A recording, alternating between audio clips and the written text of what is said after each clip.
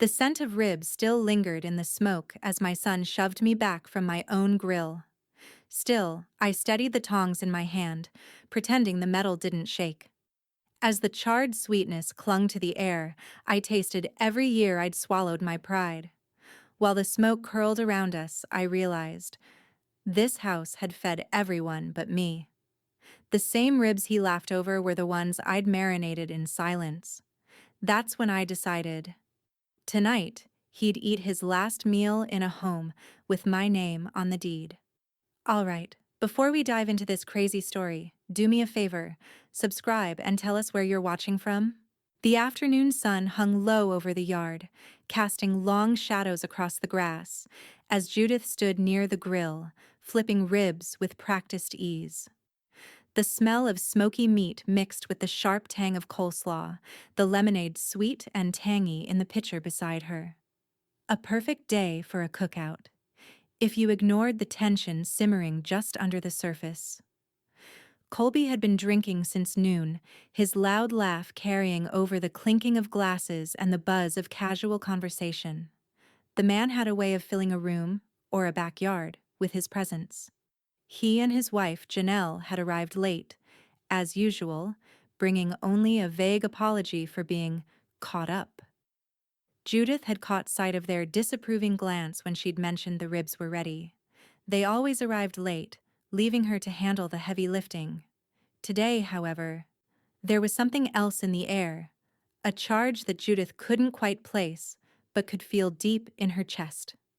She was just setting the last rack of ribs onto the platter when Colby sauntered over, a beer in hand, his eyes glinting like he'd had one too many already. "Get out of the way, old lady!" he barked, a slur in his words barely masked by his too wide grin. Judith stiffened, the heat of the grill reflecting the sudden cold of his tone. She'd heard worse, of course. Colby had always been like this, loud, dismissive, treating her like a relic of the past. The years had made her tough, used to the jabs, the dismissals, the dismissive chuckles that followed. But there was something today, something different, darker in the way he looked at her. Before she could respond, he shoved her. Hard. The impact sent Judith stumbling back against the sink, her hand scrambling for purchase on the counter as she barely caught herself. The clink of the silverware jar falling over was the only sound that broke through the stunned silence. Her chest tightened, not just from the shock of the shove, but from something deeper, a kind of humiliation she hadn't felt in years. The bruising feeling in her ribs was nothing compared to the way the laughter filled the air like a slap to her dignity. Janelle, who had been sipping her wine a few feet away, let out a sharp laugh. It was thin, the kind of laugh that doesn't reach the eyes. "Oh, come on, Judith, lighten up," she called, a grin playing at the edges of her mouth. It was just a joke. A few of the guests, who'd been watching the exchange, chuckled awkwardly, clearly unsure whether to join in or retreat. None of them spoke up, though, and that was what hurt the most. The silence of their complicity, the way they let it happen. Max, who had been sitting off to the side, his fingers loosely gripping his phone, froze. His face twisted with discomfort as his gaze flicked between his mother, grandmother, and the rest of the group. He opened his mouth, then closed it again, his voice rising above the din. "That wasn't funny," Max said, his voice clear, though unsure. There was no trace of amusement in his tone, just the raw edge of truth, cutting through the laughter. Judith's heart skipped. She knew Max was on the cusp of something, adulthood, rebellion, change. But hearing him speak up, seeing his disapproval, felt like a small, unexpected relief in the storm. He wasn't laughing. He wasn't going along with the charade. She straightened herself, her shirt now askew, her hand pressed against the counter as she silently righted it, smoothing out the wrinkles. Her skin was hot, burning from the anger that had started to rise in her chest, but she didn't let it show. Not yet. The silence lingered for a moment. No one knew how to react. No one knew whether to look at her, look away, or pretend they hadn't seen anything at all. Colby stood there looking almost surprised. Surprised that she hadn't laughed with them. Surprised she hadn't just let it go like she always did. Judith's eyes met his for the first time that day. Not in a fleeting glance, but full on, deliberate, with everything she had inside her. She didn't say a word, but the message was clear. No more. Her lips pressed into a thin line as she turned her back to him, focusing back on the grill, though her hands were shaking. The ribs had started to burn on one side, but she didn't care. Let it burn.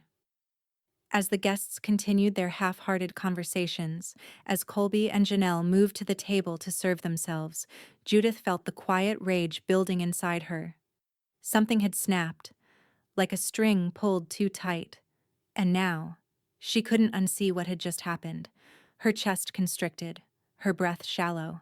She knew, in that moment, things could never go back to how they were.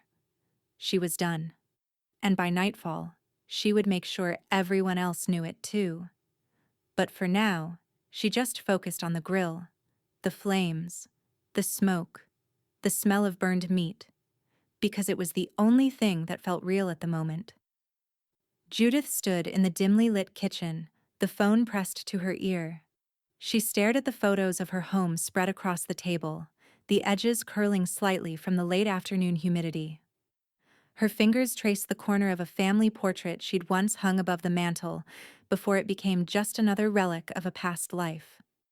The ribs she'd burned still sat on the counter, the smell of charred meat making her stomach churn. She hadn't tasted a bite. "Read," she said, her voice steady but low, as though speaking too loud might ruin the moment. "Is your quick close guy still around?" There was a pause on the other end of the line, the familiar rustle of papers as Reed adjusted himself.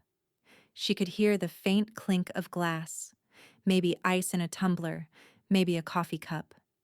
He was always the type to make a deal while sitting in his office, a scotch in hand, like it was just another Tuesday. "If you're serious, I'll have him draw up the listing tonight," Reed finally replied, his voice gravelly from years of real estate deals and late nights. Judith's grip tightened on the phone, her nails biting into the plastic. Serious. She had never been more serious about anything in her life. "I am," she said simply, already knowing what she had to do. She crossed to the cluttered kitchen counter, rifling through a stack of papers until she found the photos she had printed the week before.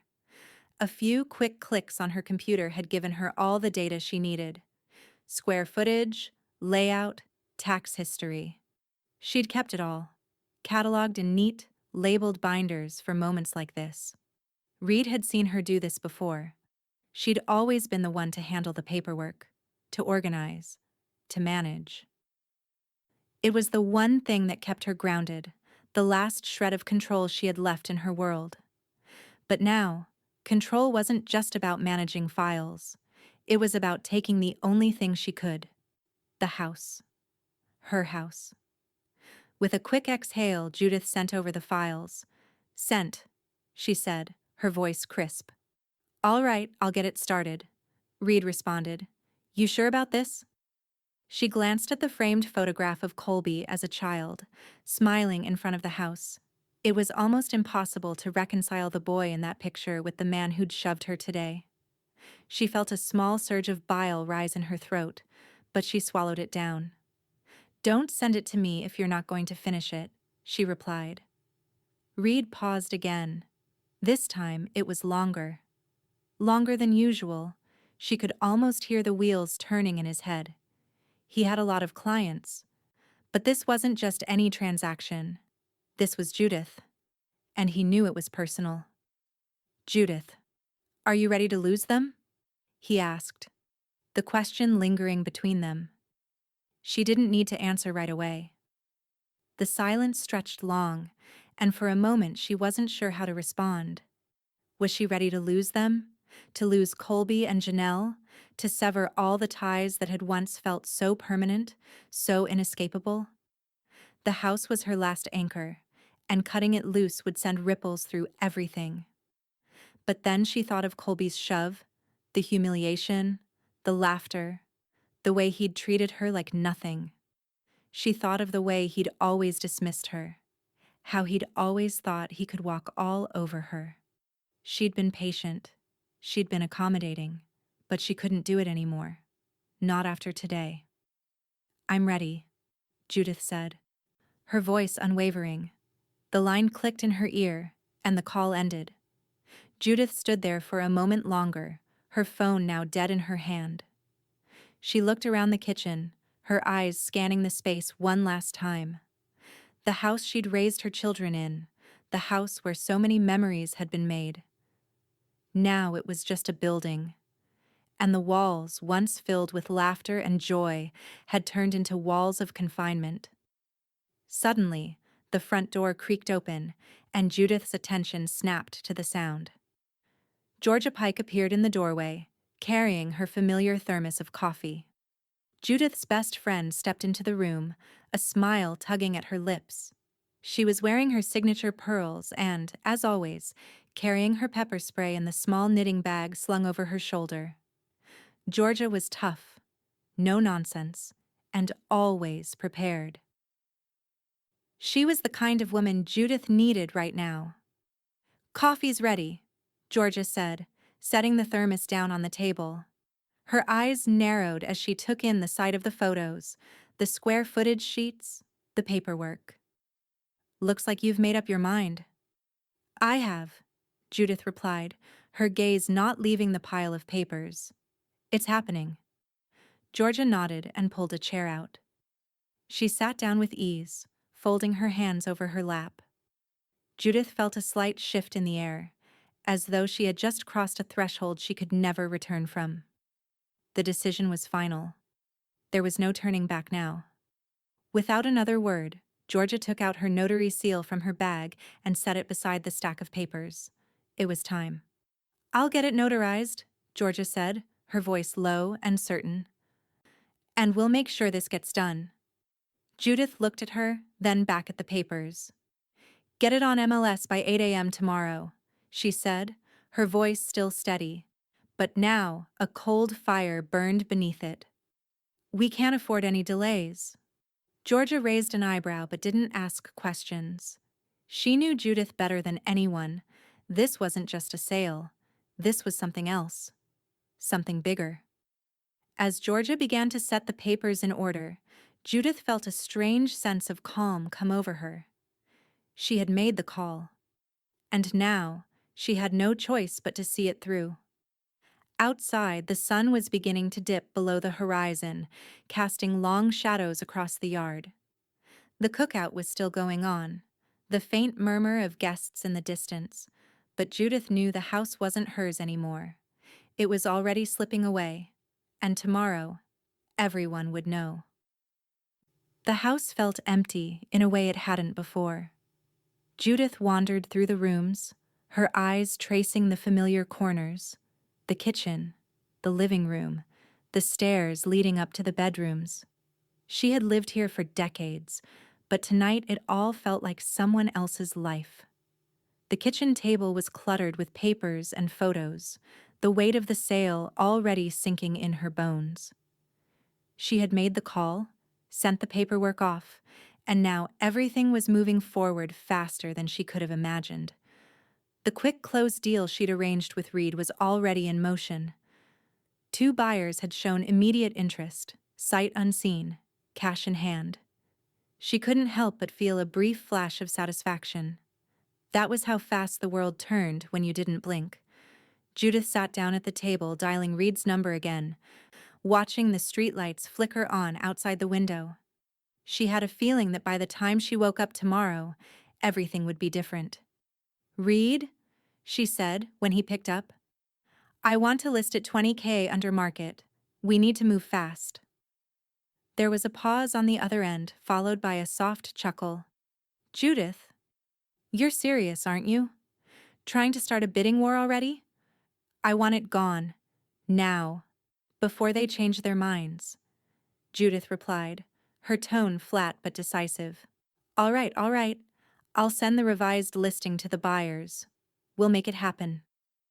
The line went quiet for a beat as Judith listened to the soft buzz of traffic outside, the world continuing on as if nothing had changed, even though everything had. The sound of the front door creaking open interrupted her thoughts. Judith looked up, spotting Georgia Pike entering the room, carrying her familiar thermos of coffee. It was a small comfort, the only thing in the world that felt like home at the moment. "You've got that look," Georgia said, setting the thermos down on the table before pulling up a chair. Her sharp eyes took in the papers, the listing agreement, the photos.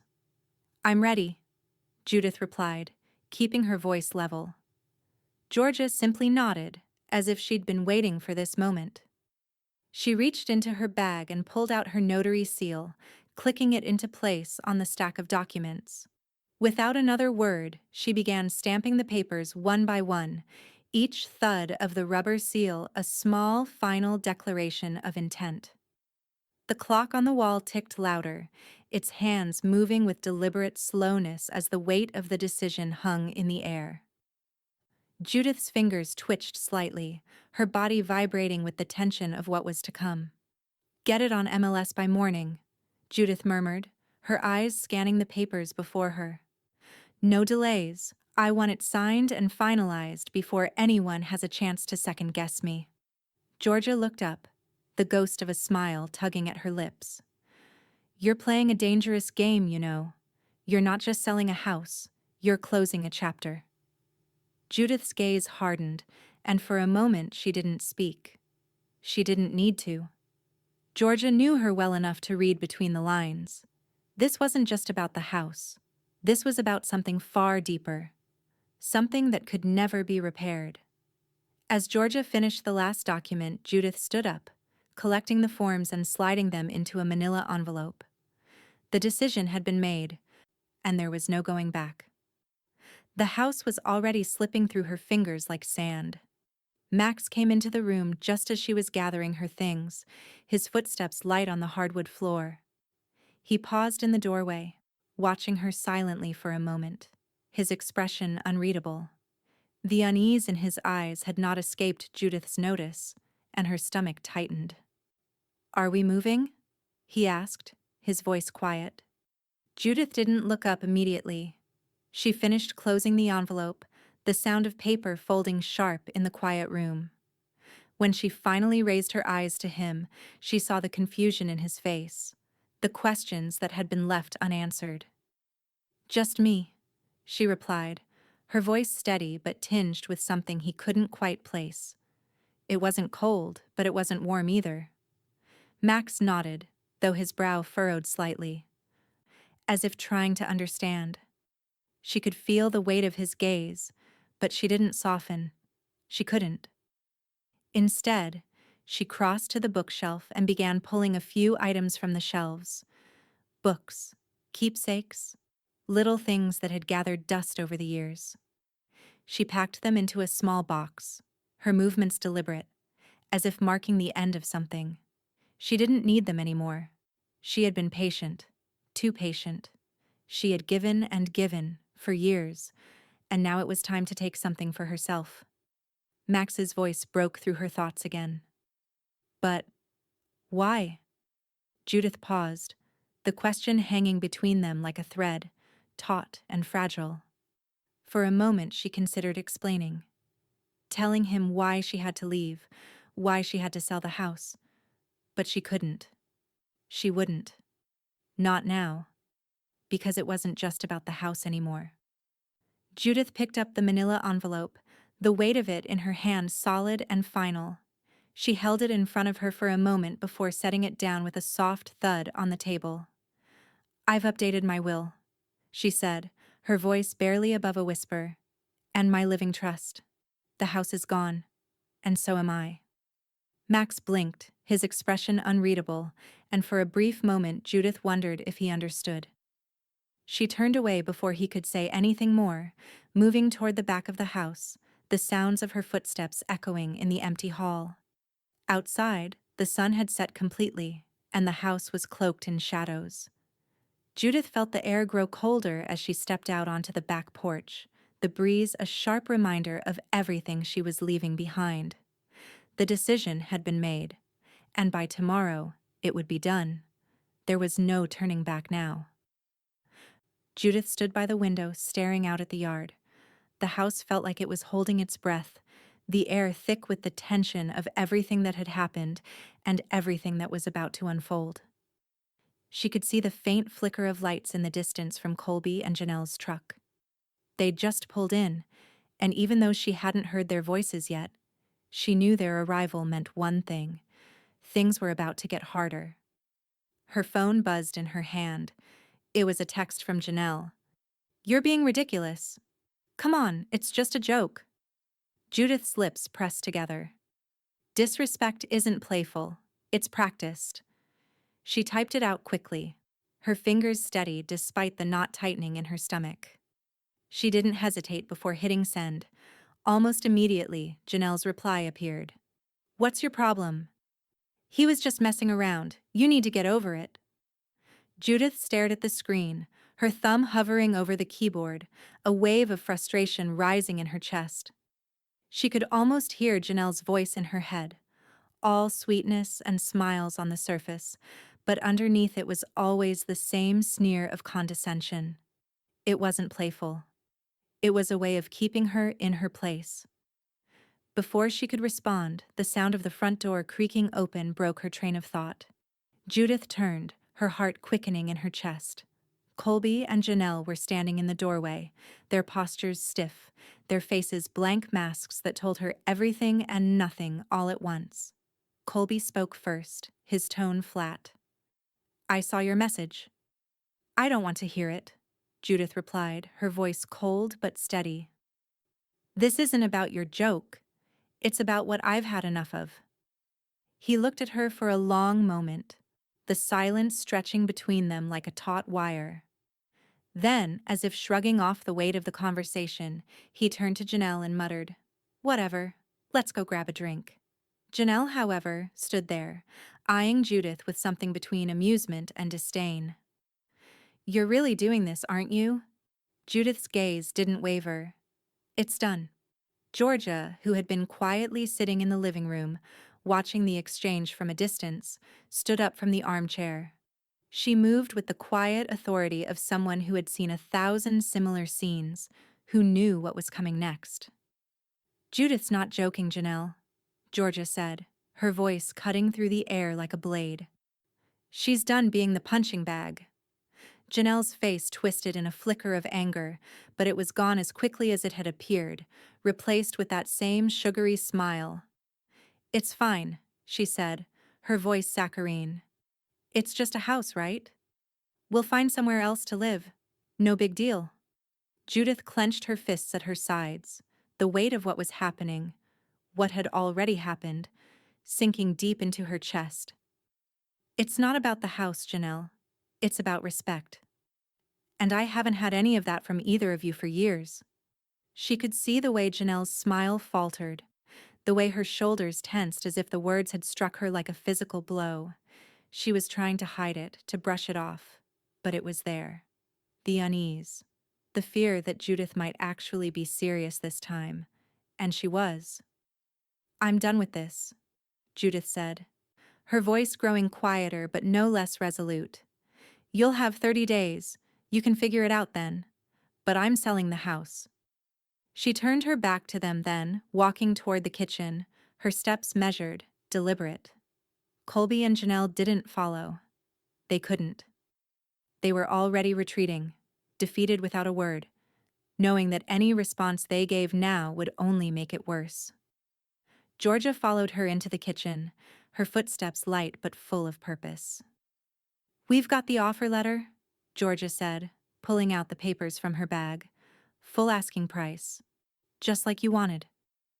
Judith glanced down at the document, her heart racing in her chest. The price was right. The offer was solid. She didn't have to wait for approval from Colby or Janelle. This was happening. The house would be gone, and so would everything it had come to represent. "Send it back," Judith said, taking the letter and signing it with a flourish. "Close it in 10 business days, no delays." Georgia raised an eyebrow. You're serious about the appraisal under Colby's name, then? Judith's lips curved into a faint, almost imperceptible smile. Just to watch him panic. Georgia didn't smile, but there was a gleam of approval in her eyes. That's the spirit. As Judith slid the papers into the envelope and handed them over to Georgia, she couldn't help but feel a small rush of satisfaction. The deal was done. There was no turning back now. The house was no longer a home. It was just a deal. Another transaction. And she was in control. She stepped back from the counter and looked around one last time, as if she were trying to imprint every detail on her memory. The worn floors, the old family photos, the smell of coleslaw still lingering in the air from the cookout. It was all fading into a past that didn't belong to her anymore. Max had been quiet during the entire exchange, standing in the doorway watching them. When she turned to face him, he didn't speak at first. He didn't have to. His eyes said everything. And in that moment, Judith understood. He wasn't angry. He wasn't upset. He was just waiting. Waiting to see if she would finally stop being the woman who always gave. And in the silence that followed, Judith knew. She had. The weight of the decision still heavy on her shoulders, she turned back to the table where the offer letter waited, the ink already dry on a future she had chosen for herself. Tomorrow, the appraisal would be under Colby's name. And by then, he would know the truth. This time, she wouldn't just be the one pushed aside. Judith sat at the kitchen table, her fingers tapping the edge of her coffee cup. The house felt unnaturally quiet, the hum of the outside world muted by the looming weight of what was about to happen. She had made the decision. It was done. She had secured the sale, signed the contract, and set the wheels in motion. In a few short days, this house, her home, would belong to someone else. Her phone buzzed again, another message from Reed confirming the inspection time. The buyers were still ready. Inspection at 10. Be there. Judith glanced toward the front door. The morning was crisp, a pale light filtering through the windows, casting soft shadows on the worn hardwood floors. She had been here so many years, but now everything felt like it belonged to someone else. Someone who wasn't her. A loud knock at the door shattered the stillness. Judith's heart quickened and she stood, smoothing her blouse. There was no turning back now. She could hear Colby and Janelle moving through the house, their footsteps heavy and uncertain, still processing the fact that she had sold the place out from under them. Judith wasn't sure what they expected. The house wasn't going to magically stay theirs. They'd never gotten that through their thick skulls. Janelle answered the door, her usual cool demeanor slipping into confusion as she looked at the home inspector standing on the doorstep. He was a nondescript man in his 40s, with a clipboard in his hands and a set of keys hanging from his belt. His jacket was unbuttoned, revealing a plain gray shirt beneath. The kind of man who looked like he could blend into any background, but the kind of man Judith had carefully selected for just this moment. Janelle glanced over her shoulder at Judith, who had stepped into the hallway, watching them. She looked back at the inspector with a slight frown. Can I help you?" Janelle asked, clearly not expecting him. "I'm here for the inspection," the man replied with a dull professionalism, holding up his clipboard. "I'm assuming Judith's expecting me?" "Judith," Janelle began, but Judith was already moving toward the door. "Please give them space," Judith said calmly, stepping past Janelle and meeting the inspector's gaze. "This is part of the process." Janelle looked like she was about to protest but caught herself, her lips pressed into a thin line. She clearly didn't want to be involved any further than she had to be. Colby's voice echoed from the back of the house, sharp and disbelieving. "What process?" Judith turned to face him. He was standing in the hallway, arms crossed, his face a mixture of confusion and irritation, his eyes locked on her as he took a few heavy steps toward her.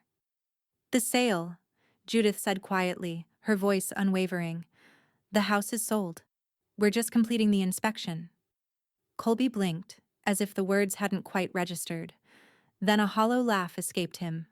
"You're bluffing. There's no way you're actually going through with this." Judith felt a small, quiet satisfaction in the pit of her stomach. She stepped closer to him, her voice dropping to a near whisper. "You bet your house I'm not." The words hung in the air between them, a declaration that finally broke through Colby's bravado. His face twisted into a scowl, but there was a flicker of doubt in his eyes. He had always underestimated her, always assumed that, in the end, she would cave, or that she didn't have the spine to follow through. But Judith wasn't going to back down. Not now. Not after everything. Georgia entered the room just as Colby opened his mouth to retort, her presence filling the space with quiet authority. She looked at Colby and Janelle for a moment, her lips barely curling into a smile before she turned to Judith. "The buyer's contract is good," Georgia said, sliding a folder across the table where Judith had been sitting. "They're still in for the full asking price." Judith glanced at the contract, her hand brushing over it before she closed the folder with deliberate care. She could feel Colby's eyes on her, burning with disbelief. Colby stared at her for a moment longer, then snorted, stepping back as though he could somehow distance himself from the reality of the situation. "You can't just sell the house," he muttered. "It's not that easy." Judith's gaze was sharp as she held his stare, her words steady. "I can do whatever I want with it. I've already signed the papers. The house is as good as gone. You can pack up, or you can keep pretending this is your home." Colby's jaw tightened, his hands clenching into fists. The room seemed to shrink around them, the tension thick as smoke. He opened his mouth to speak, but no words came out. Behind him, Janelle still stood in the doorway, her arms crossed, her expression unreadable. But Judith saw the flicker in her eyes, the brief realization that this wasn't a game, that her position was crumbling in front of her. The house was no longer their territory. It was hers to give away. 30 days, Judith said, her voice final, a warning now wrapped in resignation. "That's all you have." Max, who had been silently observing from the hallway, stepped forward then, his face a mixture of confusion and sadness. "Grandma," he began, his voice tentative, "are we really leaving?" Judith met his gaze, and for a moment, the weight of it all seemed to hang between them. Her heart twisted at the sight of him, her grandson, who had watched the unraveling of his family and yet remained silent, never once laughing at the pain. She took a slow, deliberate breath, holding his gaze with a quiet strength. "Yes, Max," she said softly. "We're leaving." And as she said it, Judith knew that when the appraisal came in under Colby's name, when the buyers confirmed the deal, it would be more than just the house changing hands. It would be the final, irrevocable step in letting go of a past that had never truly been hers to begin with. She wasn't just closing a door, she was slamming it shut for good. The sun was just beginning to rise, casting a soft golden hue over the kitchen as Judith sat at the table, her pen in hand, carefully drafting the official notice. Her hand moved slowly but with precision, each stroke of the pen sealing the inevitable.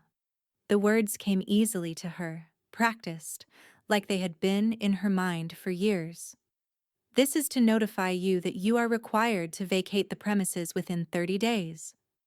Failure to comply will result in legal action." She paused for a moment, her eyes scanning the paper. This was the part she had dreaded, the final step in severing the last of the ties that had bound her to Colby and Janelle. But as she looked at the notice, she felt no hesitation. It had to be done. There was no more room for second chances. She folded the paper and grabbed a magnet from the fridge, walking over to the doorway where the others still lingered. Colby and Janelle were in the living room, huddled together on the couch, both of them stewing in their own resentment. Max had gone quiet since the last conversation, retreating into the silence of his own confusion. Judith placed the notice on the fridge, letting the magnet snap it into place. She stepped back, taking a moment to let the words sink in. It was real now. More real than ever. Janelle, who had been pretending to scroll through her phone, glanced up at the notice with a flicker of disbelief. Her eyes widened, and she quickly stood up, walking to the fridge. "You can't do this," Janelle said sharply, her fingers gripping the edge of the notice. "You can't just kick us out, Judith." Judith didn't flinch, didn't back down. She knew this moment was coming. She had prepared for it. "I already did," Judith replied evenly, pulling the deed from the pocket of her cardigan. She opened it slowly, the paper cracking slightly as she slid it across the kitchen counter toward Janelle. "It's done. The house is sold, and you've got 30 days. Janelle's face went pale as she read the deed. Her mouth opened and closed like a fish out of water, her words caught somewhere between rage and disbelief. "This is insane!" Janelle spat, the shaking in her voice betraying her anger. "You don't get to decide this for all of us. This is still our home." Judith's eyes hardened. She had heard it all before. The manipulation, the insistence that this was still their home, their family. But it wasn't. Not anymore. Not after everything. "No," Judith said quietly, her voice steady. "It's mine. And it always was." Behind them, Max stood in the doorway, watching the scene unfold in front of him. He had been quiet all morning, his eyes filled with something Judith couldn't quite read. He shifted uncomfortably, his gaze flicking between the confrontation and Judith. "Grandma," Max said, his voice small, uncertain. "Can I still visit you?" The question was so simple, so innocent, it felt like a punch to the gut. Judith turned to him, her heart aching at the rawness of the moment. She swallowed hard, willing herself to stay composed. "Of course, Max," she said, her voice softening, the first real warmth breaking through the tension. "You're always welcome. This doesn't change that." He nodded, looking as though the weight of everything, the house, the notice, the family, was pressing down on him. Judith could see it in his eyes.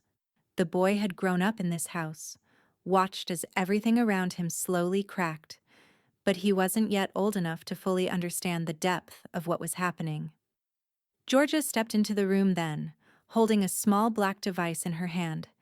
Judith's gaze flicked to the ring camera she had been setting up above the front porch.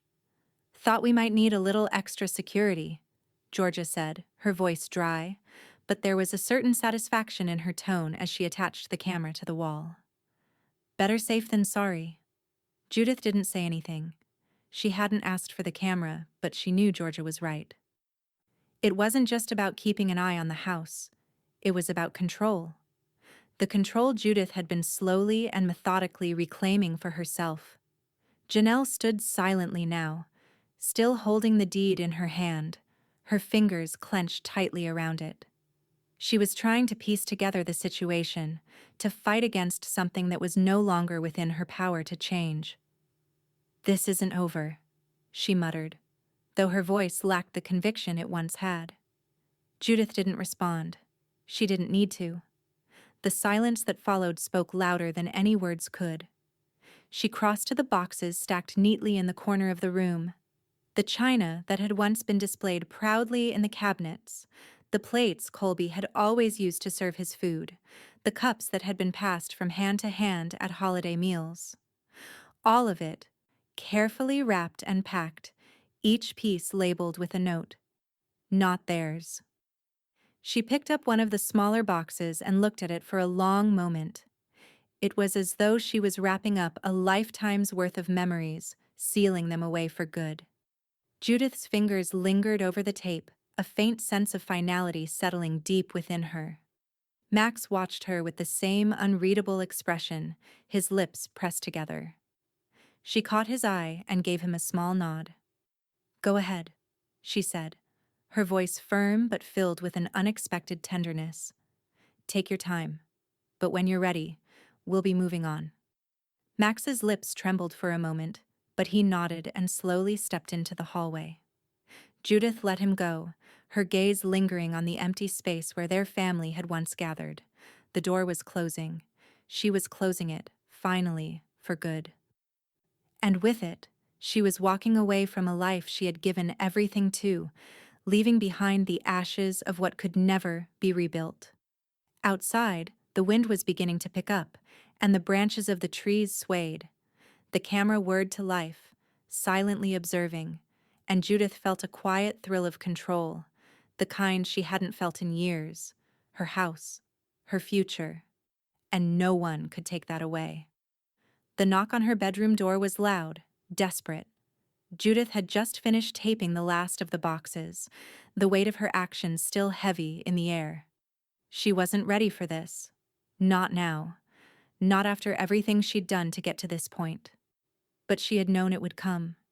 The resistance, the anger, the attempts to break her resolve. Colby was nothing if not persistent when he wanted something. The knock came again, followed by Colby's voice. Sharp and trembling with barely contained rage. "You're breaking up the family!" he yelled from the other side of the door, his voice a mixture of accusation and frustration. "You can't just do this. You don't get to destroy everything." Judith sat perfectly still on her bed, her fingers clenched tightly around the edge of the cardboard box she had just sealed. It was the last of the china she had inherited from her mother, the only thing she'd ever truly cared about keeping. She looked at it for a moment before standing, her movements slow and deliberate, before she crossed the room and opened the door. Colby was standing there, wild-eyed, his face flushed red with anger. His fists were clenched at his sides, and the anger radiating off him was palpable. "You don't get to tear this family apart," he continued, his voice shaking now with something that bordered on desperation. "We built this life together, and you're just throwing it away? What about Max? What about him, huh?" Judith's gaze didn't waver, her expression unreadable. "This isn't about family anymore, Colby. This is about respect. And you've never given me any." He recoiled, the words striking a chord, but he recovered quickly, his gaze turning colder. "You think this is the right thing to do? Just sell the house and move on with your life? You're ruining everything." Judith's hand tightened on the doorframe. She wanted to slam it in his face, but she knew that would only escalate things. She had to stay calm, stay controlled. "This is what I want," she said, her voice steady but firm. "I've been patient for years, but not anymore. I'm done waiting for you to change, Colby. You've made it clear how little you think of me." For a long moment, he said nothing, just stared at her, his chest rising and falling with each labored breath. Then, with a final defeated snarl, he turned and stormed off down the hall, his footsteps echoing through the empty house. Judith closed the door behind her, locking it this time. She leaned against it for a moment, exhaling slowly, allowing herself a small moment of relief. But she knew it wouldn't last. A few minutes later, Janelle appeared in the hallway, her heels clicking sharply on the floor. She didn't even knock.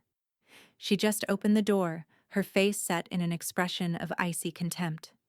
"You've really done it now," Janelle said, her voice low but no less cutting. "I'm going to take you to court, you know. You think you can just throw us out like this?" "It's not legal." Judith didn't even flinch. "Go ahead," she replied, her tone hardening. "If you want to waste your time and money on that, be my guest. But the house is sold, and the deal is final. You have 30 days. Janelle's eyes narrowed, and for a moment, Judith thought she might actually make a scene. But instead, Janelle just scoffed and turned on her heel, muttering something under her breath. Judith didn't care. She had made her decision. With a quiet sigh, she reached for her phone and dialed George's number. The line clicked, and after a few seconds, her best friend's familiar voice came through. "Georgia, Tell Reed I need the final paperwork couriered today. I want this closed now. No more waiting. She could hear the hesitation in George's voice, even through the line. Are you sure, Judith? Once it's final, there's no turning back. I've been sure for a long time, Judith replied, her voice resolute. It's done. After hanging up, she walked across the room, her eyes scanning the space around her. There wasn't much left. The house had become little more than a collection of empty rooms and fading memories. She crossed the room to the closet and began carefully packing her things. The photos, the trinkets, the pieces of a life she was about to leave behind. By the time she finished, the house was a skeleton of what it had been. All that remained were a few pieces of furniture, some personal items, and her. The day was slipping away, and with it, the last of her ties to this place. Later, when Judith made her way downstairs to check on Max, she found him sitting in the living room. He had his legs tucked under him, staring out the window. He didn't say anything when she entered the room, but she saw the quiet worry in his eyes. Are you okay? She asked softly, sitting beside him. Max didn't look at her, but his voice was small. Why are we leaving, Grandma? Why can't we just stay here? Judith's heart clenched at the question. She wanted to explain, to make him understand. But the truth was more complicated than he could ever grasp. He wasn't ready for the full weight of what was happening. He only saw the house. He couldn't see the years of neglect, the disrespect, the manipulation. Because it's time, she said, her voice soft but sure. This house isn't ours anymore. It hasn't been for a long time. Max nodded, his eyes still fixed on the window. Judith reached over and squeezed his shoulder. He looked up at her, his face a mixture of confusion and acceptance. You're doing the right thing, he whispered. The words hit her harder than she expected. Judith's breath caught in her throat, and for the first time in weeks, the tears came. Not for what she was losing, but for everything she had fought to protect. For Max. For herself. She cried then, the tears flowing freely, but she didn't stop. Because for the first time in a long time, Judith knew she was finally free. The knock on the door was soft, almost tentative, but Judith knew exactly what it was. She had been waiting for it. Every second of every minute since the sale had begun to feel like an eternity. She didn't hesitate. Her hands were steady as she stood from the chair, the same chair she had sat in for so many years, and crossed the room to answer it. Reed's assistant stood there, holding a leather folder in one hand. The man was young, unremarkable, but the official weight of the packet in his grasp made his presence feel much more important than it probably was. He wasn't here for pleasantries. He wasn't here to talk. He was here to finalize it all. Ms. Malone, he said, giving her a brief nod as he handed over the folder. Everything's in order. Just need your signature on the final documents. Judith took the folder without a word, opening it on the spot. The first page was a blur of text. Legal terms, clauses, conditions. Her eyes skimmed through it with practiced ease. She had read contracts like this before, over and over. The deal had been set, the house sold, and now it was just a formality. The weight of it all, though, hung heavy in her chest. It felt real now. The end. The finality. Georgia stood beside her, her presence like a quiet anchor in the storm. She didn't say anything, just watched Judith carefully as she slid the first sheet of paper into place, her pen moving in a smooth, fluid motion. She signed. The next sheet. Another signature, the words becoming less important with every passing page. Every stroke of the pen solidified the distance between Judith and the family she had spent so many years building. She felt the sharp pull of finality in her chest, but she didn't stop. Not now. She signed. The pages blurred together as Judith moved through them, the transaction slipping into place like the final pieces of a puzzle she had been too scared to finish. Each signature was a small exhale, a small letting go, and yet it felt like she was closing something she had once desperately clung to. Finally, the last page. She signed it with a faint, almost imperceptible sigh. The house was gone. Her home. The one she had fought for. The one that had seen her through everything. The ink dried on the final document, sealing her fate. She passed the folder back to Reed's assistant without a second thought. "Thank you, Ms. Malone," he said, already turning toward the door. But then he paused, glancing back at her. "The money will be wired in 48 hours. You'll have it then." Judith nodded, her eyes hardening. She didn't need the money, not like they thought she did. She didn't need any of this, not anymore. She had made her decision. As Reed's assistant left, Judith took a deep breath, walking slowly across the room. She felt lighter now, but it was a weightless feeling that had come at a high price. She crossed to the desk, where her bank statements sat neatly stacked. She opened the drawer and retrieved the forms she had been preparing all morning. She updated her bank account, changed the beneficiary on her trust, adjusted her will. She didn't hesitate as she erased the home from her documents, from her life. It wasn't hers anymore. It had never truly been hers for the past 2 decades, but now it was a matter of letting go, of cutting the final thread. The house would never be her anchor again. It had been too long coming. She had spent so many years trying to fill a void with it, trying to make it work, but it had never been a home in the way it was supposed to be. Now it was just a building, and she was walking away from it. She took the final step of the process with precision, checking everything off. No more thinking, no more waiting. Later that night, as she finished packing her last box of personal effects, there was another knock on the door. This time, she knew exactly who it was. Colby. He had come for one last confrontation, the same way he had when he first shoved her in front of the guests. It was his way of trying to make her second-guess herself, of forcing her into guilt. She felt the old anger bubble up, but she didn't let it show. She opened the door, her eyes meeting his without hesitation. Colby stood there, his face flushed, the tension in his posture clear. He had clearly been drinking, his words slurring slightly as he spoke. "This isn't over, Judith," he said, his voice thick with frustration. "You're breaking up the family. You're ruining everything. You can't just take this from us." Judith didn't flinch. She stood tall, her hands steady by her sides. She had done the hard work of cutting ties. Now it was just the final words. "I kept the lights on for 20 years, she said calmly, her voice cutting through the air like a blade. "You'll keep them off in 30 days.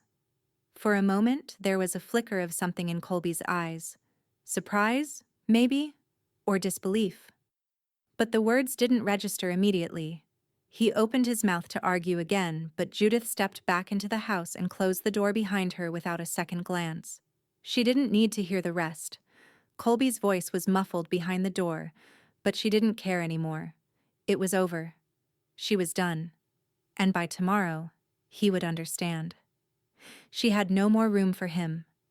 The air was thick with the sound of moving boxes, the scraping of packing tape, the faint hum of the refrigerator pulling its last breath. Judith stood in the middle of the living room, her eyes scanning the empty space that had once been filled with so much noise, so much life. Now there was only silence.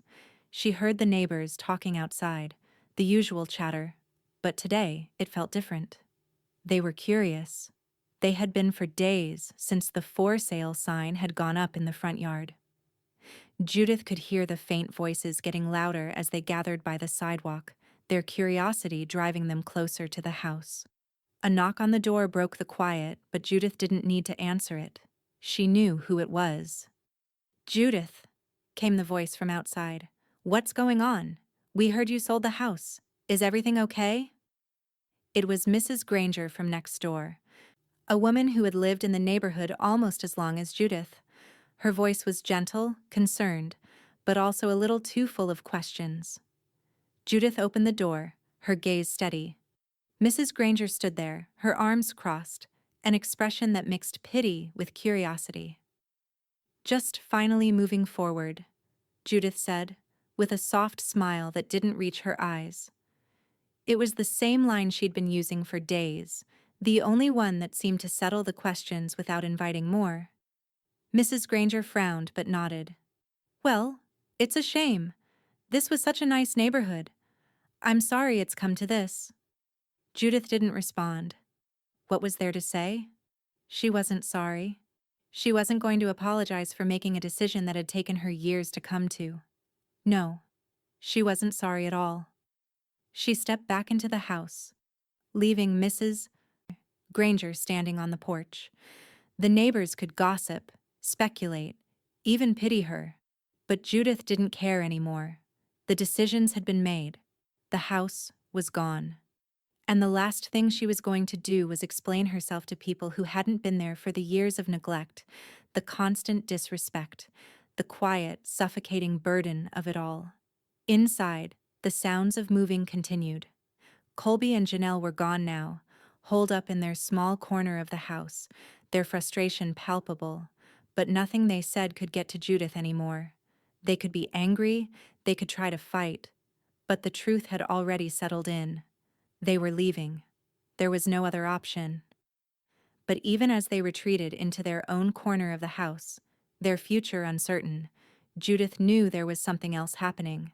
The house was emptying, but so was her own life. She had been surrounded by noise for so long, the clamor of Colby's dismissive voice, the clink of glass as he poured his drinks, the whispered conversations that never seemed to be about her. Now, the silence in the house was her own. She moved through the rooms, her hands moving automatically, packing boxes, organizing what little she had left.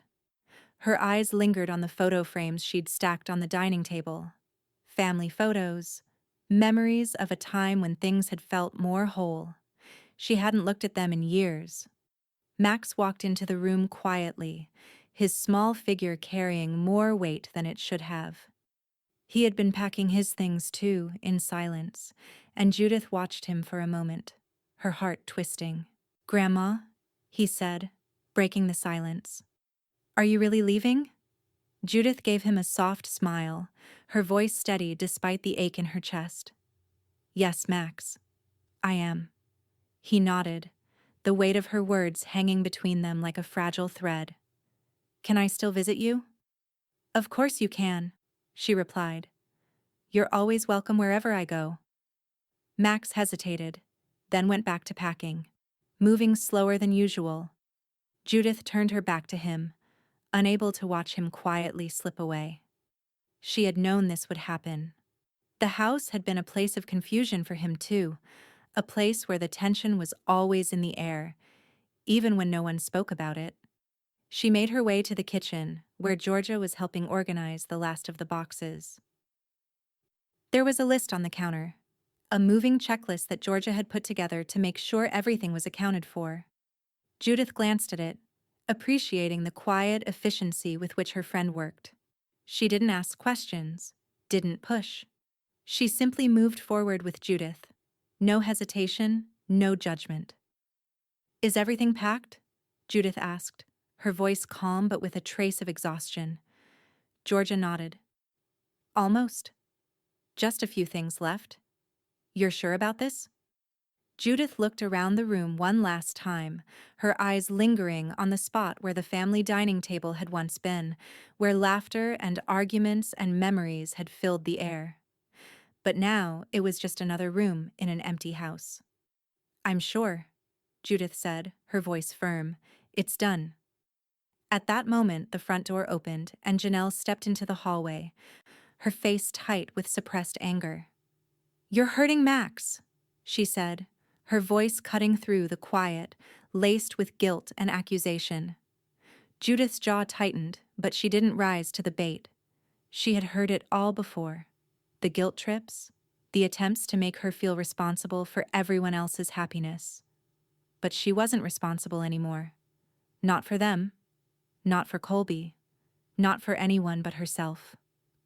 "I'm not hurting Max." Judith replied evenly, looking Janelle in the eye. Max will be fine.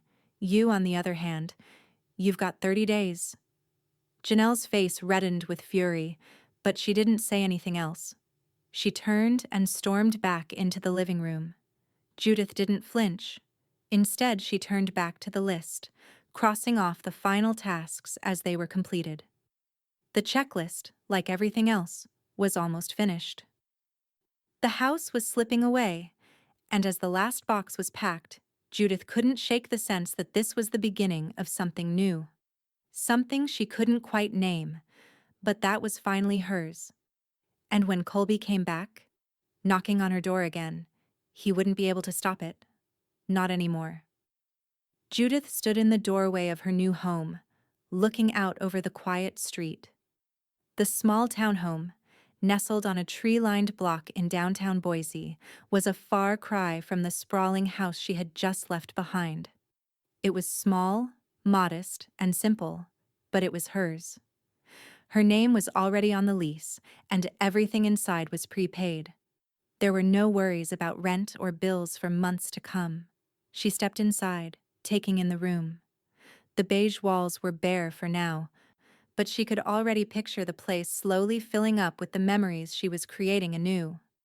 It was quiet here, a stark contrast to the ever-present noise in the house she had spent decades in. She could still feel the ghosts of her past there. The clink of Colby's glass, the sound of Janelle's sharp voice cutting through the silence. But here, there was only peace. The space was modest but functional. A simple couch, a coffee table, a few shelves for her books.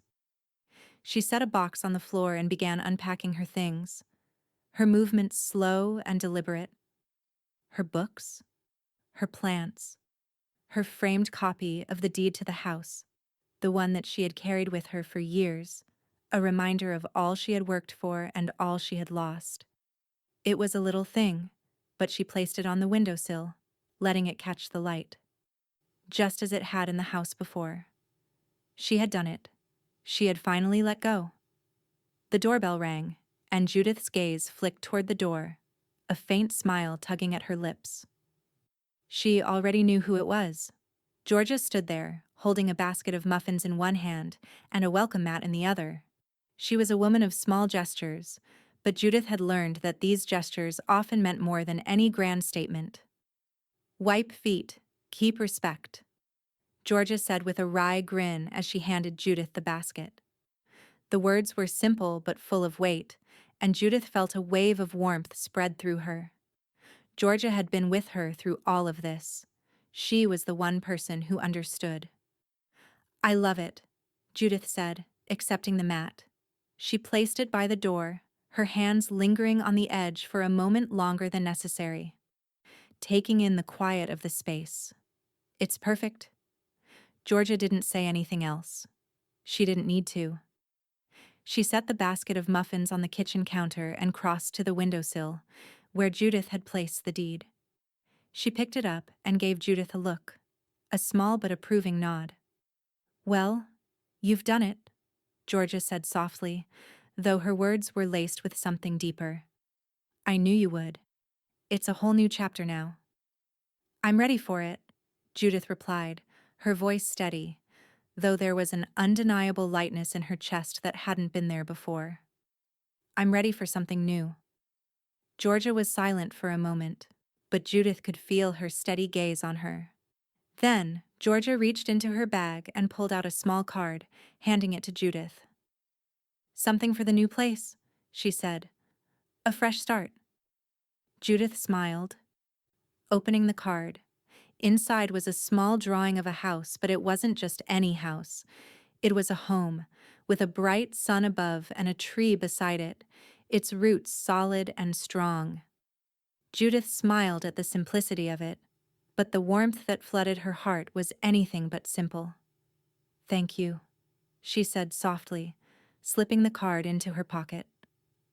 There was a moment of quiet, the kind that only true friends can share. But then, Georgia broke the silence with a teasing glint in her eye. "So, what's next?"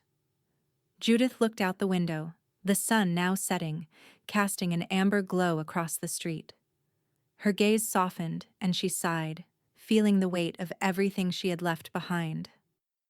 "I don't know yet," she said, turning back to Georgia. "But I'm going to find out." That night, as Judith unpacked the last of her boxes, her phone buzzed with an email. It was from Reed. Her eyes narrowed as she read the subject line, "Formal complaint from Colby Malone." The email itself was short, but the tone was unmistakable. Colby had sent a formal complaint to the title office, claiming that the sale was conducted improperly, that Judith had violated some sort of unwritten family agreement. His words were sharp, bitter, but they held no real weight. Judith knew it was only an attempt to regain control over something he had no claim to anymore. She sat at the small desk in her new home, the faint sound of traffic humming outside the window. Judith hit reply, typing only one line. Everything was clean. Reed had made sure of it. She hit send and closed her laptop, feeling the satisfaction of a clean break settle in. As she sat back in the chair, she heard the soft ping of her phone again. This time, it was from Max. She opened the message, her heart tightening when she saw the photos. It was a picture of his new room. Small, but neat. The walls bare except for a few pictures he had drawn.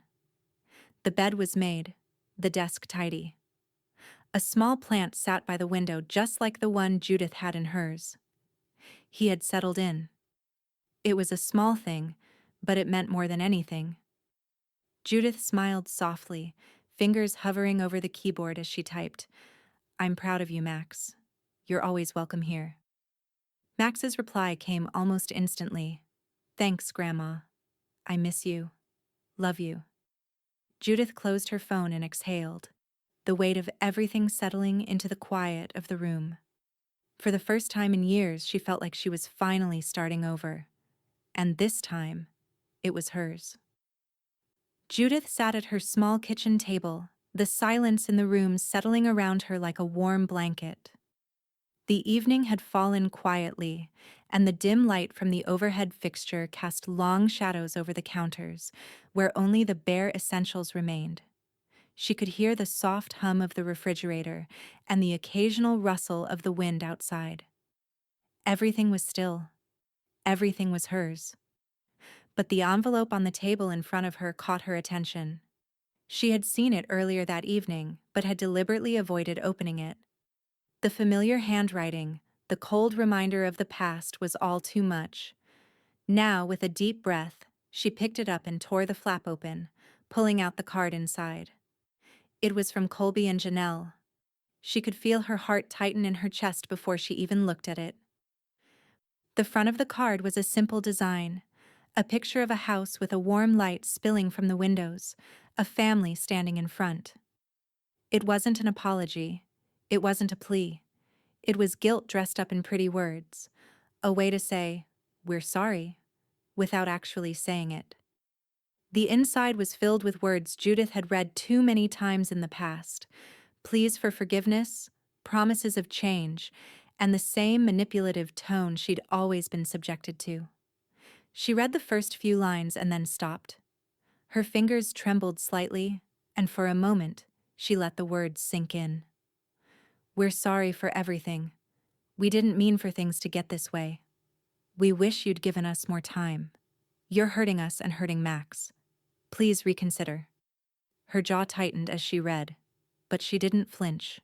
She wasn't surprised. The attempt to manipulate, to make her feel responsible for their pain, was so familiar it almost seemed routine.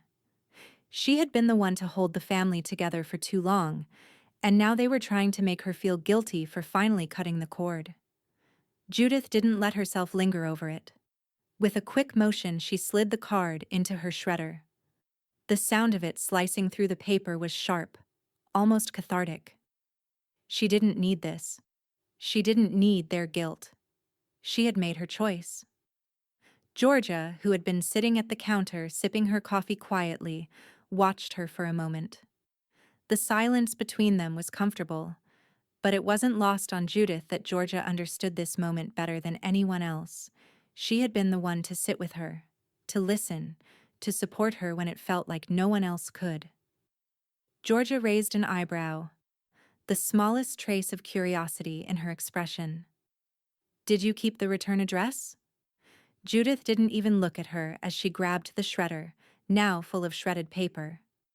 "Why give them the satisfaction?" she replied coolly, her voice steady but laced with a quiet finality. Georgia didn't respond, just nodded and took another sip of her coffee. They didn't need words. The past was gone, and there was no use in dwelling on it anymore. The rest of the night passed in quiet comfort. Judith made dinner and they ate together in the small kitchen, the kind of meal that felt like it belonged to a completely different life. There was no loud arguing, no angry silences, no Colby hovering over the table with his drink in hand.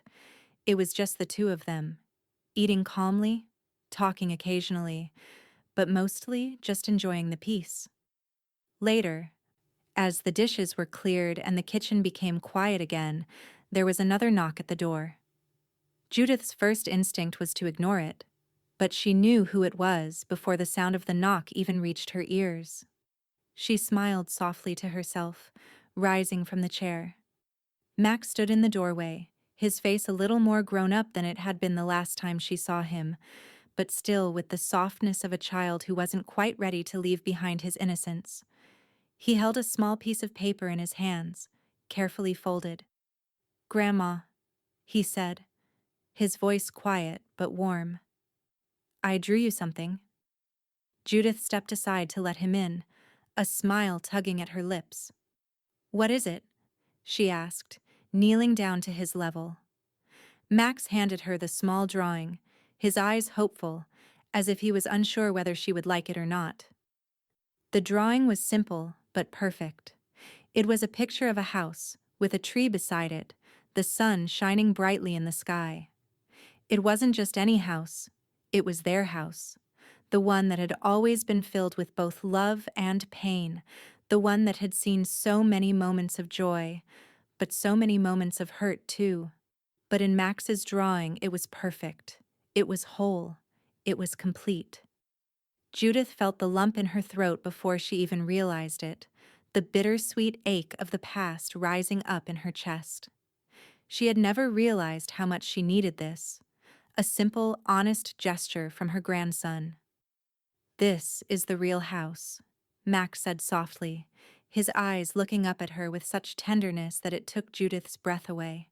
Her hand trembled slightly as she took the drawing, studying it for a moment. "It is, Max," she said softly. "It really is." She stood, walking over to the kitchen table where she had been unpacking earlier. She found an empty frame, small, but just the right size. Carefully, she placed the picture inside it and set it above her kitchen table, right where the light would catch it each morning. Max watched her with quiet interest, his hands tucked into his pockets. Judith turned to him, her voice steady but filled with the kind of warmth she hadn't been able to express before. "This is my real house now." Max smiled, his face softening, and Judith felt a little bit lighter. Just as she was about to speak again, the doorbell rang. It was a sharp sound, abrupt in the quiet of the evening.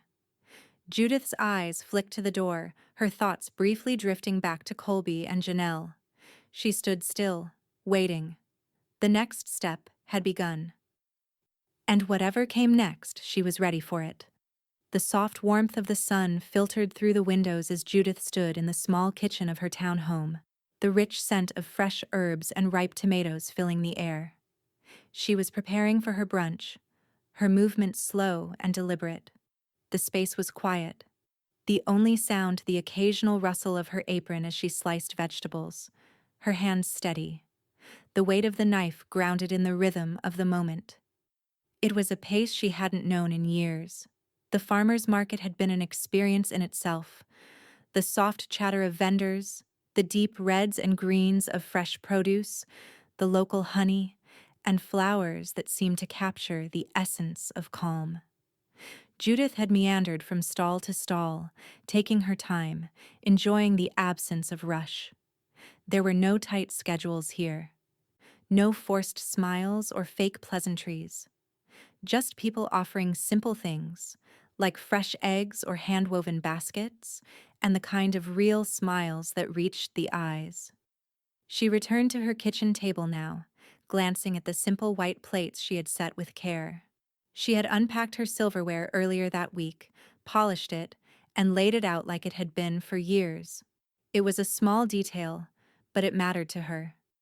There was a quiet joy in this. Her table, her home. It was a new beginning. Outside, the hum of the neighborhood was like music, the soft clinking of wind chimes, the distant murmur of people talking. A lawnmower somewhere in the distance. Judith sighed, her shoulders dropping in relief. This was what she had been craving. Peace. A peace that had eluded her for decades. The doorbell rang, and her heart fluttered in anticipation. She had invited a small group over for brunch. Georgia, of course, Max, and two of the neighbors she'd met since moving in.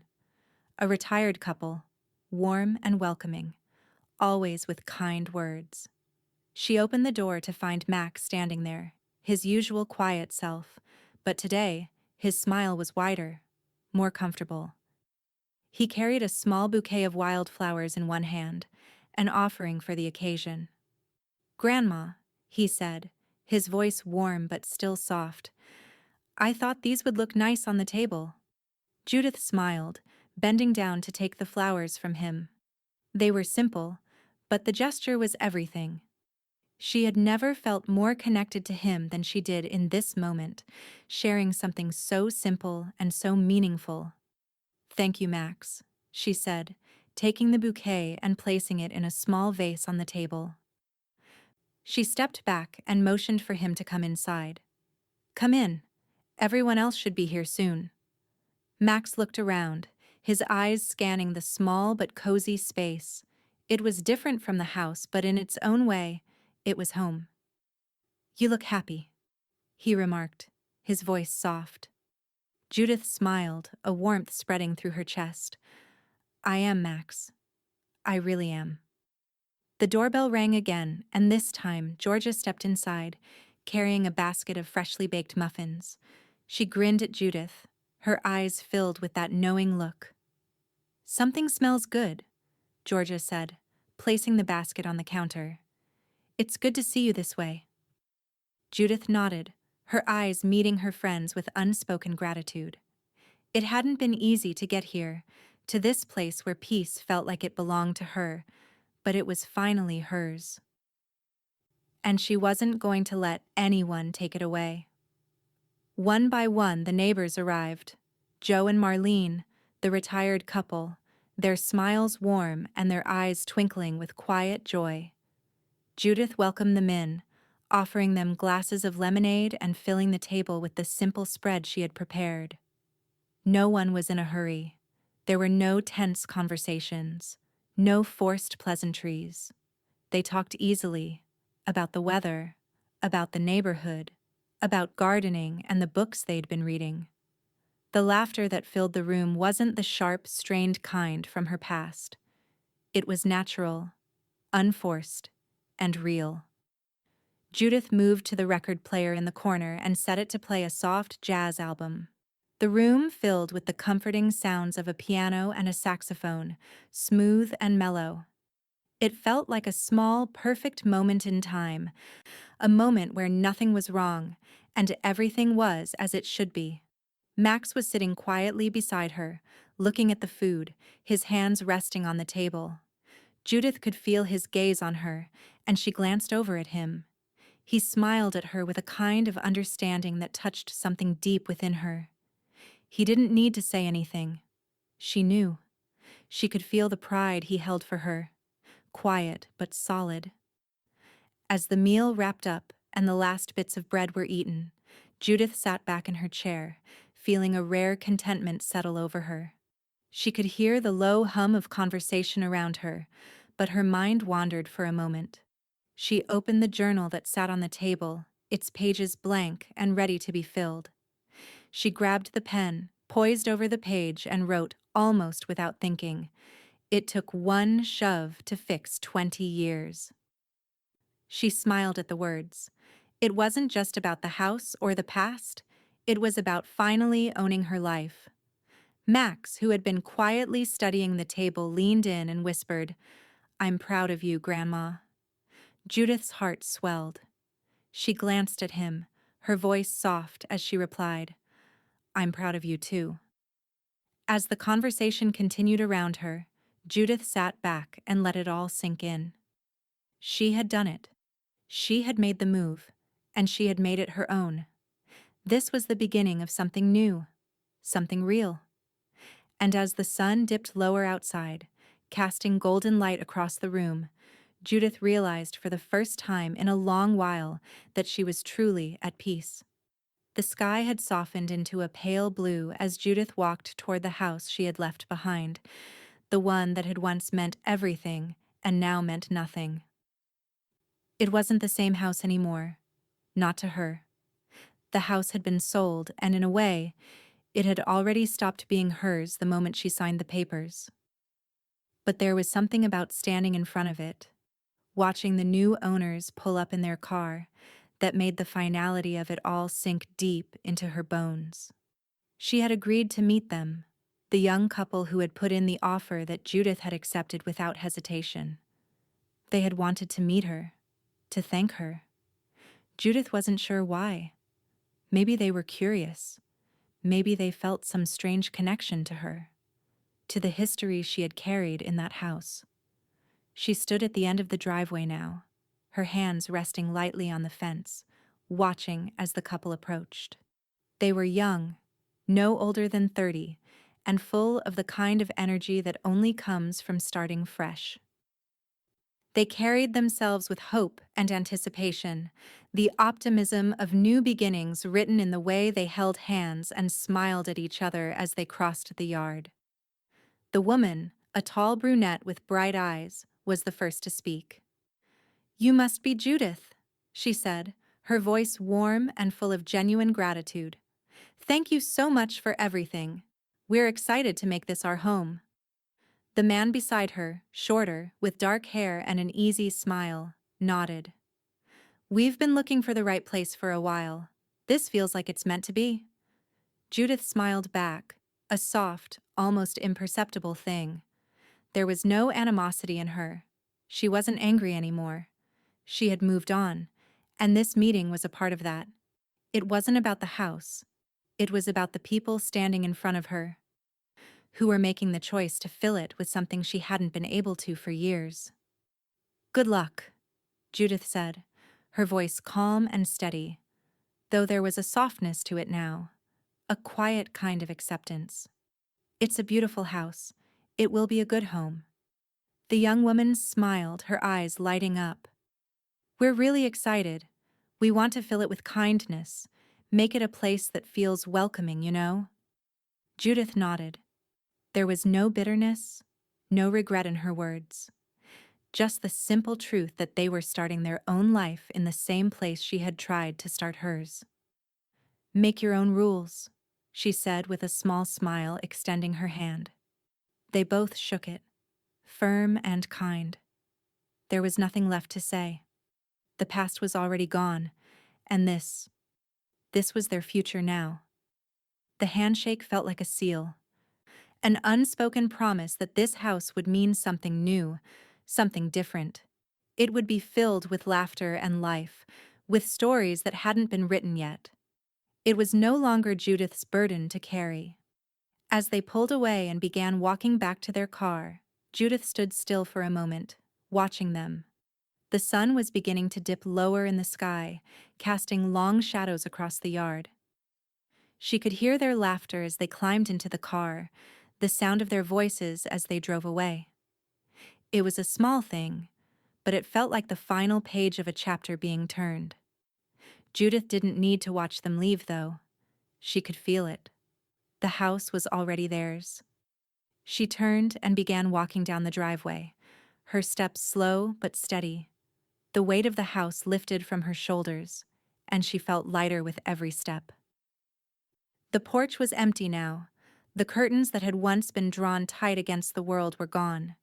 The windows, once clouded with the shadows of so many years, were now clear. The house had been emptied, and the echoes of her past were no longer trapped inside. Georgia was waiting for her at the end of the block, her arms crossed, a small, knowing smile on her lips.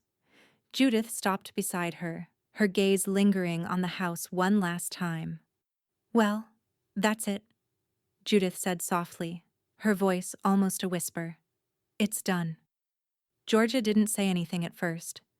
She simply watched Judith, her expression unreadable. Then, with a hint of a smile, she said, "Regret anything?" Judith thought about it for a moment. The past was still there, in the memories, in the fleeting moments that had defined her. But now, with the house behind her, it was fading. "No," Judith said, her voice clear, no trace of hesitation. "Just that I didn't do it sooner." She turned and began walking with Georgia toward the street, the weight of the past lifting off her shoulders with every step. The sun dipped below the horizon, and as they walked into the cool evening air, Judith felt the last of her old life dissolve behind her. This was her future now, and she was ready for it. Judith sat at the small desk in the corner of her new townhome, the soft morning light spilling through the window and casting long shadows over the room. The house was quiet, peaceful, the kind of quiet that filled her with a sense of belonging. It was hers. And today it felt more real than it ever had before. Her hand hovered over the essay in front of her. It was a school assignment that Max had sent her just a few days earlier. She had opened it briefly, but she hadn't been able to bring herself to read it. Not until now. Not until everything had settled into place. She unfolded the pages slowly, almost reverently. The words were neat, carefully written, and the title caught her eye. "The Strength I Learned from My Grandma." Her heart fluttered in her chest as she began reading. She's not the loudest person in the room, and she doesn't argue. She doesn't have to. She doesn't yell or try to make you listen. But when she speaks, you know it's important. Judith swallowed hard. The words felt like a gentle weight pressing into her chest, and she couldn't stop herself from reading on. "She showed me what strength looks like without yelling." Max's words sank deep into her, pulling something from inside her that she hadn't expected. She had never considered herself strong in the way people often described strength: brash, loud, forceful. No, her strength had always been quieter, a steady force, a calm endurance that had carried her through the years, even when the world around her felt heavy with silence. But Max had seen it. He had seen her quiet strength. Judith's eyes blurred with tears, the soft ache of the past stirring inside her. It wasn't just the house she had let go of. It was a lifetime of moments, of effort and love that Max had witnessed, that he had somehow understood in ways she hadn't realized. She reached for the tissues on her desk, wiping her eyes, but she didn't stop reading. "She doesn't talk much about her past, but I know she's been through a lot. I've watched her work so hard to make things right, even when it wasn't easy. And she never complains." She felt her chest tighten. Max had watched her. He had seen her sacrifices, the quiet ways she had tried to keep everything together for so long. He hadn't missed it. He had seen the weight she carried, even when she hadn't shared it with him. I don't think she ever wanted to leave that old house, but she did it. She did it for herself. And that's the strongest thing I've ever seen. Judith stopped reading for a moment, her hand trembling. The tears she had been holding back fell freely now. But this time, she didn't try to stop them. She let them come, one by one, until they finally ebbed away. Max understood. He really understood. She folded the paper back up carefully, the emotions swirling in her chest like a storm she couldn't quite control. Her heart felt full in a way it hadn't in years. Max had found the words for everything she had kept hidden inside. A soft knock on the door made her look up. It was Georgia, standing in the doorway with a raised eyebrow and that familiar teasing glint in her eye. "Everything okay?" Georgia asked, stepping inside. She could tell, just from the look on Judith's face, that something had shifted. "I'm fine," Judith said, wiping her eyes again with the back of her hand, though she couldn't stop the smile that crept onto her lips. "It's just Max's essay. I wasn't expecting it." Georgia raised an eyebrow, leaning against the doorframe. "Expecting what?" "He's your grandson, Judith. He looks up to you more than you know." Judith nodded, glancing down at the essay once more, the ink now smudged with the traces of her tears. "I didn't realize how much he understood. How much he saw." Georgia stepped into the room and sat beside her. She leaned over and gently picked up the essay, glancing at it with quiet appreciation. "You should frame it. You've earned it. Keep it somewhere you can see it every day." Judith smiled softly, the idea sinking in. She had never thought of framing a piece of paper, but something about this felt right. Something about this was a reminder of the journey she'd taken and how far she had come. "I think I will," Judith said, her voice soft, as she folded the essay carefully and set it aside. "It's the kind of thing I'll want to look at when I forget." Georgia gave a small nod, her smile soft and knowing. "You won't forget." Later that afternoon, as the sun began to set and the soft glow of evening filled the townhome, Judith stood in the small living room. She found a frame tucked away in one of the boxes she had just unpacked, one that was simple but elegant. She placed Max's essay in it and set it on the mantel, right next to the drawing he had made of the house. The light caught both pieces in a way that made the room feel even more like home. Max had given her a gift with those words, a reminder that everything she had done, every hard choice, every moment of quiet strength, had been seen. He had seen her. The doorbell rang again, but Judith didn't move to answer it right away. She stood still for a moment, looking at the essay and the drawing. It was a reminder that no matter how far she had come, she wasn't alone. Max's voice floated through the door, and a soft smile tugged at Judith's lips. When she opened it, he was standing there, holding a small suitcase, his eyes wide with hope. "Can I come next weekend too?" he asked quietly, as though the answer wasn't already written in the way he looked at her. Judith reached out and pulled him into a hug, her heart swelling with love. "Of course you can," she said, the words full of warmth and quiet certainty. "You can come every weekend. You earned your seat." She led him inside, the soft hum of their voices filling the space as she closed the door behind them, and for the first time in so many years, Judith felt a full and complete sense of peace settle around her. This was her real home now. This was where she belonged. The morning sunlight poured through the window, spilling across the kitchen floor in golden swaths. Judith stood at the counter, her hands moving slowly but steadily, as though every motion was an affirmation of something she hadn't realized she needed to do. The familiar smell of flour and butter filled the air, pulling her back to memories of Colby. His voice rising with laughter at the dinner table, the way he'd devoured every biscuit she made, always asking for more. She stirred the dough carefully, a ritual she had performed countless times before. But today, there was no Colby to appreciate them. There was no family around the table, no laughter to fill the space.